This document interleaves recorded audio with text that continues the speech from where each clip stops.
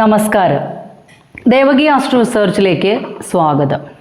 ഇന്ന് 2025 വർഷഫലം പറയാമെന്ന് വിചാരിക്കുന്നു.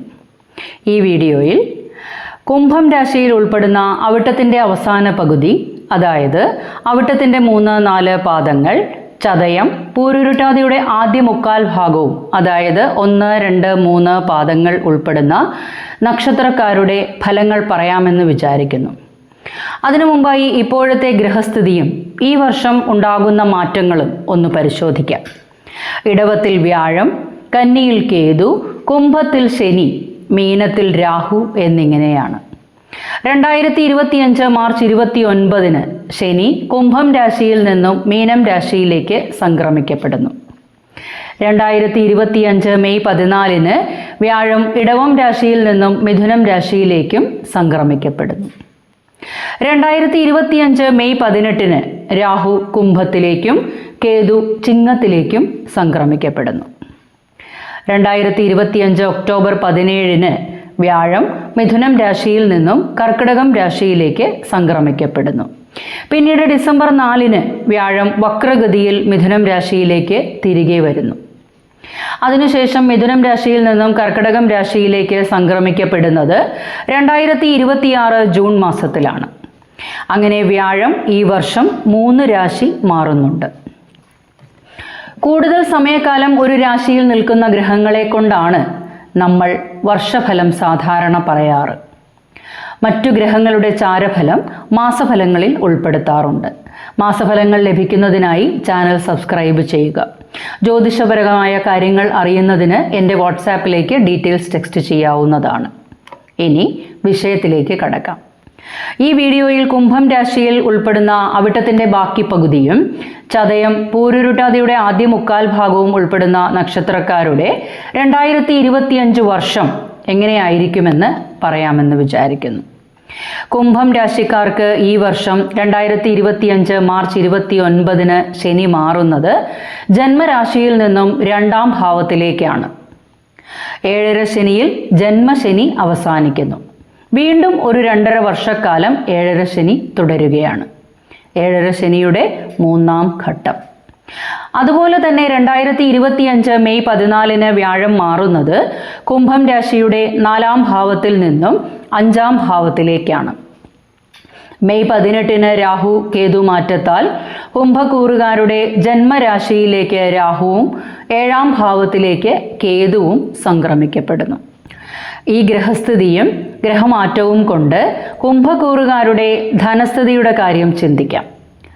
ഭാവിയിൽ ഗുണാനുഭവങ്ങൾ ലഭിക്കുന്ന രീതിയിൽ സാമ്പത്തിക സ്ഥിതി മെച്ചപ്പെടും. സുഖാനുഭവങ്ങൾ വർദ്ധിച്ചു തന്നെ നിൽക്കും. കുടുംബത്ത് സുഖസൗകര്യങ്ങൾ വർദ്ധിക്കുന്നതാണ്. ധനച്ചിലവുകൾ കൂടുതൽ ഭാഗവും സുഖച്ചിലവുകളായിരിക്കും. അപ്രതീക്ഷിതമായ സ്രോതസ്സുകളിൽ നിന്നും ധനനേട്ടമുണ്ടാകാനും പൊതുവെ ധനസ്ഥിതി ഉയർന്നു നിൽക്കുകയും പുതിയ നിക്ഷേപങ്ങൾക്കും ഇടയാകും. വർഷത്തിൻ്റെ 2ാം പകുതിയായിരിക്കും കൂടുതൽ മെച്ചം. വർഷാവസാനത്തോടെ വലിയ നേട്ടങ്ങൾ തന്നെ കാണാനാകും. എന്തുതന്നെ ആയാലും എല്ലാ ധനമിടപാടുകളിലും നല്ല ശ്രദ്ധ ചെലുത്തി മുന്നോട്ടു പോകേണ്ടതുണ്ട്. തൊഴിൽ രംഗം ചിന്തിച്ചാൽ വർഷത്തിൻ്റെ ആദ്യ പകുതിയിൽ ഇപ്പോൾ അനുഭവിച്ചു പോരുന്ന പല പ്രശ്നങ്ങളും പരിഹരിച്ച് മുന്നോട്ടു പോകാനാകും. വിദേശ തൊഴിൽ സാധ്യമാകും. വിദേശയാത്രയും തരപ്പെടുന്നതാണ്. ഉയർന്ന തൊഴിൽ അന്വേഷിക്കുന്നവർക്ക് ആദ്യ മാസങ്ങൾക്ക് ശേഷം കൈവശം വന്നു ചേരുന്നതാണ്. മേലുദ്യോഗസ്ഥരുമായും സഹപ്രവർത്തകരുമായും യോജിച്ചു പോകാനാകും. അവരുടെ നിർദ്ദേശങ്ങളും ഗുരുക്കന്മാരുടെ അനുഗ്രഹ ആശിസ്സുകളും ലഭിക്കുന്ന വർഷക്കാലമാണ്. തൊഴിലിൽ ഉയർച്ച, കഠിനാധ്വാനം ചെയ്ത് ഫലം കാണാനും ആകും. ചെയ്യുന്ന തൊഴിലിൽ നിന്നും പല നേട്ടങ്ങളും ഉയർച്ചകളും സാമ്പത്തിക നേട്ടങ്ങൾക്കും സാധ്യതയുണ്ട്. തൊഴിൽ മാറ്റം, ദൂരദേശ യാത്രകൾ, സുഖാനുഭവങ്ങൾ എന്നിവ അനുഭവപ്പെടുന്നതാണ്. വർഷത്തിൻ്റെ പകുതിക്ക് ശേഷം അധികാരപ്രാപ്തി, തൊഴിലിൽ പ്രശ്നങ്ങളെല്ലാം പരിഹരിച്ച് മുന്നോട്ടു പോകാനും ആകും. വിദേശ തൊഴിലിൽ നിലനിന്നിരുന്ന തടസ്സങ്ങളെല്ലാം മാറി നല്ല നേട്ടങ്ങൾ ലഭിക്കുന്നതാണ്. ബിസിനസ്സിൻ്റെ കാര്യങ്ങൾ ചിന്തിച്ചാൽ ആദ്യ 2 മാസങ്ങളിൽ പലവിധ നഷ്ടങ്ങൾ ഉണ്ടാകാൻ ഇടയുണ്ട്. എല്ലാ കാര്യത്തിലും ഒരു ഭയം നിഴലിക്കുന്നതാണ്. പിന്നീട് പലവിധ പുരോഗതിയും ഉണ്ടാകും. വർഷത്തിൻ്റെ ആദ്യ മാസങ്ങളിൽ തന്നെ ബിസിനസ് രംഗത്ത് ഉയർച്ചയും ലാഭവും പ്രതീക്ഷിക്കാം. എന്നാൽ വർഷത്തിൻ്റെ പകുതിക്ക് ശേഷം നല്ല ശ്രദ്ധ ചെലുത്തി ബുദ്ധിപൂർവം തീരുമാനങ്ങൾ എടുത്ത് മുന്നോട്ടു പോകേണ്ടതുണ്ട്. വിദേശ വിപണനം ഗുണപ്രദമാകും. പാർട്ട്ണർഷിപ്പ് ബിസിനസ് ആയാലും നല്ല ശ്രദ്ധ ചെലുത്തി മുന്നോട്ടു പോകേണ്ടതുണ്ട്. പാർട്ട്നേഴ്സുമായി യോജിച്ചു പോകാനും ശ്രദ്ധിക്കണം.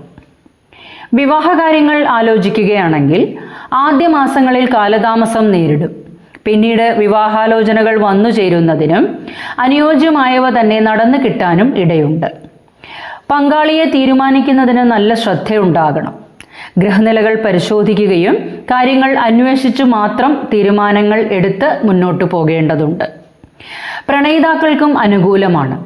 ആദ്യ മാസങ്ങളിൽ ദമ്പതികളുടെ ഇടയിൽ അഭിപ്രായ വ്യത്യാസങ്ങൾക്ക് സാധ്യതയുണ്ട്. എതിർലിംഗത്തിൽപ്പെട്ടവരുമായി ഇടപഴകുമ്പോൾ അതീവ ശ്രദ്ധാലുക്കളായിരിക്കണം. ദമ്പതി സൗഖ്യം കുറയും. പ്രശ്നങ്ങൾ എന്തെങ്കിലും ഉണ്ടെങ്കിൽ തന്നെ അവ പരിഹരിച്ച് പിന്നീട് മുന്നോട്ടു പോകാനാകും. കുടുംബത്തിൽ സന്തോഷവും സമാധാനവും ഉണ്ടാകും. വീട് പുതുക്കി പണിയുന്നതിനും വാഹനം മാറി വാങ്ങുന്നതിനും വസ്തു വാങ്ങി സ്വന്തം പേരിലാകുന്നതിനും സാധ്യതയുള്ള വർഷക്കാലമാണ്. പിതൃസ്വത്ത് കൈവശം വന്നു ചേരുന്നതിനും ഇടയാകും. വിദ്യാർത്ഥികൾക്ക് ആദ്യ മാസങ്ങളിൽ നല്ല ശ്രദ്ധ ചെലുത്തി മുന്നോട്ടു പോകേണ്ടതുണ്ട്. മുതിർന്നവരുമായി കൂടിയാലോചിച്ച് തീരുമാനങ്ങൾ എടുത്ത് മുന്നോട്ടു പോകേണ്ടതാണ്. ഗവേഷകർക്കും ഗുണകരമാണ്. ഉന്നത വിദ്യാഭ്യാസത്തിന് പ്രവേശനം ലഭിക്കുന്നതും വിദേശയാത്രയും തരപ്പെടുന്നതാണ്. വിദേശ പഠനം സാധ്യമാകും. വിദേശ തൊഴിൽ നേടുന്നതിന് അനുകൂലമാണ്. ഉന്നത പഠനത്തിൽ ഏർപ്പെട്ടിരിക്കുന്ന വിദ്യാർത്ഥികൾക്ക് ജോലി ലഭിക്കുന്നതിനും ഇടയാകും. വാക്കുകൾ സൂക്ഷിച്ച് ഉപയോഗിക്കണം. ആശയവിനിമയത്തിൽ വളരെയധികം ശ്രദ്ധയുണ്ടാകണം. ആദ്യ പകുതിയിൽ കുടുംബ ചിലവുകൾ വർദ്ധിക്കും. സുഖവും സന്തോഷവും കുറയാനും ഇടയുണ്ട്. വർഷാവസാനത്തോടെ കാര്യങ്ങൾ മാറിമറിയും. സുഹൃത്തുക്കളും സഹോദരങ്ങളുമായി നല്ല ബന്ധം പുലർത്തി മുന്നോട്ടു പോകേണ്ടതുണ്ട്. ബന്ധുക്കളുമായി യോജിച്ചു പോകാനാകും. കഴിയുന്നതും വാക്കുതർക്കങ്ങൾക്ക് ഇട നൽകരുത്. ആരോഗ്യകാര്യങ്ങളെക്കുറിച്ച് ചിന്തിച്ചാൽ ആദ്യ മാസങ്ങളിൽ കുഴപ്പങ്ങളൊന്നുമില്ലാതെ മുന്നോട്ടു പോകാനാകും. ഇപ്പോൾ ആരോഗ്യ പ്രശ്നങ്ങൾ അലട്ടിക്കൊണ്ടിരിക്കുന്നവർ വളരെയധികം ശ്രദ്ധിക്കേണ്ടതാണ്. ഉദര സംബന്ധമായ പ്രശ്നങ്ങൾ ഉണ്ടാകാൻ ഇടയുണ്ട്.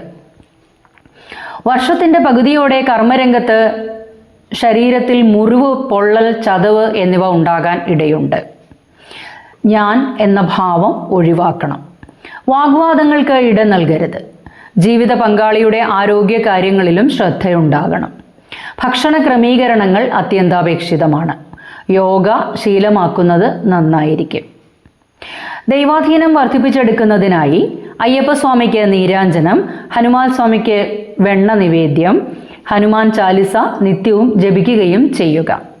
ശ്രീകൃഷ്ണസ്വാമിക്ക് ബുധനാഴ്ച ദിവസങ്ങളിലും വ്യാഴാഴ്ച ദിവസങ്ങളിലും നെയ്വിളക്ക് സമർപ്പിച്ച് പ്രാർത്ഥിച്ച് നിത്യേന കൃത്യനിഷ്ഠയോടെ വിഷ്ണു സഹസ്രനാമം ജപിക്കുകയും ചെയ്യുക. ഇത്രയും കാര്യങ്ങളാണ് 2025 ജനുവരി മുതൽ ഡിസംബർ വരെ കുംഭക്കൂറിൽപ്പെട്ട അവിട്ടത്തിൻ്റെ അവസാന പകുതിയും ചതയം പൂരുരുട്ടാതിയുടെ ആദ്യ മുക്കാൽ ഭാഗവും ഉൾപ്പെടുന്ന നക്ഷത്രക്കാർ മനസ്സിൽ വെക്കേണ്ടത്. ഈ ഫലങ്ങളെല്ലാം ഗോചര ഫലങ്ങളായതിനാൽ കൂടുതൽ ഫലം അറിയുന്നതിനായി എൻ്റെ വാട്സാപ്പിലേക്ക് ഡീറ്റെയിൽസ് ടെക്സ്റ്റ് ചെയ്യാവുന്നതാണ്. ജനന തീയതി, ജനന സമയം, ജനന സ്ഥലം എന്നിവ ടെക്സ്റ്റ് ചെയ്യുക. വീഡിയോ ഇഷ്ടമായ ലൈക്ക് ചെയ്യാനും അഭിപ്രായങ്ങൾ കമൻറ്റ് ബോക്സിൽ രേഖപ്പെടുത്താനും മറക്കരുത്. മാക്സിമം ഷെയർ ചെയ്തു കൊടുക്കുക. ഈ ചാനലിലെ വീഡിയോ ആദ്യമായാണ് കാണുന്നതെങ്കിൽ ദേവകി ആസ്ട്രോ റിസർച്ച് എന്ന ഈ ചാനൽ സബ്സ്ക്രൈബ് ചെയ്യാൻ മറക്കരുത്. ഈ പുതുവർഷം നിങ്ങൾക്ക് ഐശ്വര്യപൂർണ്ണമാകട്ടെ എന്ന് പ്രാർത്ഥിച്ചുകൊണ്ട് അടുത്തൊരു വീഡിയോയുമായി ഉടൻ തന്നെ എത്തിച്ചേരാം.